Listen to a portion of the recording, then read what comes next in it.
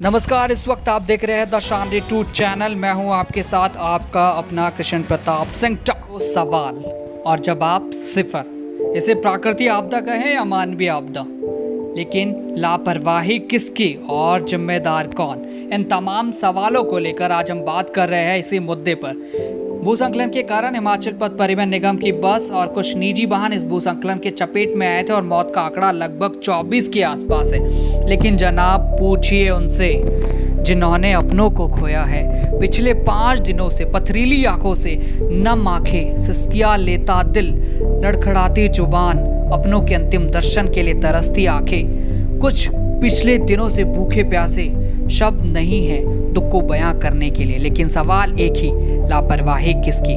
तो देखिए प्रतिदर्शियों और उनके परिजनों की ये वीडियो, वो क्या कह रहे हैं। उनका एक्सक्यूज देखो कि हमारी जेसीबी का टायर था पंचर, टायर ही नहीं मिला। हम मानते हैं कि टायर पंचर था, हो जाता है, मैकेनिकल फॉल्ट है, ठीक है जी। टायर बनाने में लगभग आधा घंटा लगता है जनाब, चलो 1 घंटा मान के चलते हम। बरसेरी में अभी लास्ट टाइम एक्सीडेंट हुआ था, उससे क्या सीख ली इन्होंने? हम थोड़ी नहीं मानेंगे। ये क्या एक्सक्यूज है इनका कि भाई कि हमारा टायर पंचर था जी, चलो ठीक था। हम रामपुर से आए, ज्यूरी से लेकर यहाँ एक्सीडेंटल पॉइंट तक हमने कम से कम 10 मशीनें देखी खड़ी। क्या एक भी मशीन हायर नहीं कर सकते थे? 12 बजे से लेकर शाम को 6 बजे तक हमारी एनडीआरएफ, सीआईएसएफ और आईटीबीपी की जवान, कम से कम 300 जवान थे यहाँ पर। तो क्या किसी एक आधे या 5-10 को नीचे नहीं भेज सकते थे? क्या ड्रोन से वो सर्च नहीं कर सकते थे कि बस का अभी तक कंफर्म नहीं है? मुझे तो ऐसा लग रहा है तो प्रशासन द्वारा सरासर मर्डर किया हुआ है। अगर किसी के बचने की आशंका थी वो तो उन्होंने मार दिया हुआ है उन्होंने। और जो ये बस के हालात हुए ना, ये मलबा फेंकने की वजह से हुआ है। ये बस के हालात, इतना बड़ा हादसा नहीं था ये कि बस इतना चकनाचूर हो जाए।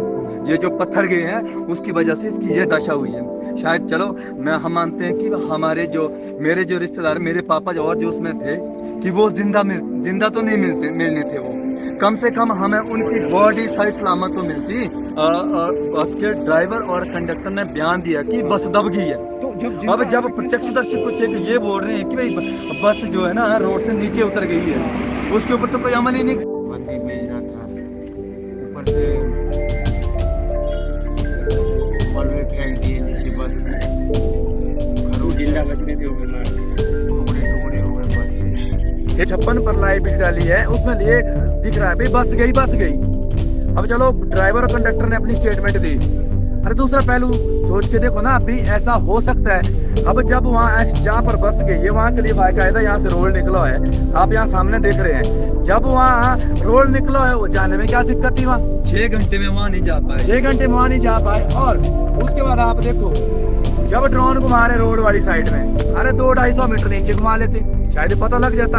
उसके बाद जब शाम को जब मशीनें आई, वो भी 6 घंटे बाद, जब हमने यहाँ पर थोड़ा धरना प्रदर्शन किया, लालसा से निंगोसरी के लिए टाला लाया गया, जबकि इनके ऊपर सख्त कार्रवाई की जाए, इसमें लापरवाही बरती गई है। लेकिन सबसे बड़ा सवाल अभी भी यही बना हुआ है कि यदि बस मलबे के नीचे दब गई थी तो राहत कार्य के बाद जो मलबा है वो नीचे क्यों फेंका गया?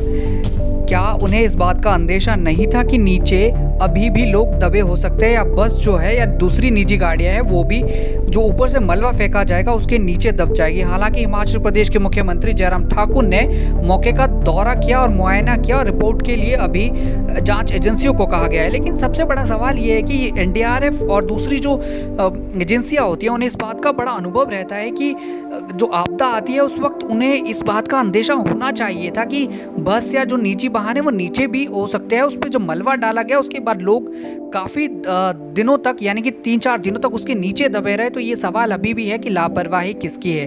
हालांकि इसकी निष्पक्ष जांच होनी चाहिए और इस बात की निष्पक्ष जांच होनी चाहिए, और निष्पक्ष के बाद जो जांच कमेटियां बिठाई जाती है उसे जांच कमेटियां कागजों तक या फाइलों तक समेत ना रखकर उस पर प्रशासन को, यानी कि हिमाचल प्रदेश के जो एनडीआरएफ है, एसडीआरएफ है, उसको इस बात का ध्यान रखना चाहिए कि जो इस वक्त रिपोर्ट आई है, जो इसके घटना के जांच के बाद जो रिपोर्ट आएगी उस पर अमल किया जाएगा और भविष्य में आने वाली ऐसी दुर्घटनाओं से बचा जा सके। हालांकि हमारी जो संवेदना है वो मृतक या जो इसमें घायल लोग हैं उनके साथ भरपूर है, क्योंकि उनके दुख को हम समझ सकते हैं कि वो और हम उनके साथ इस दुख की घड़ी में शामिल है।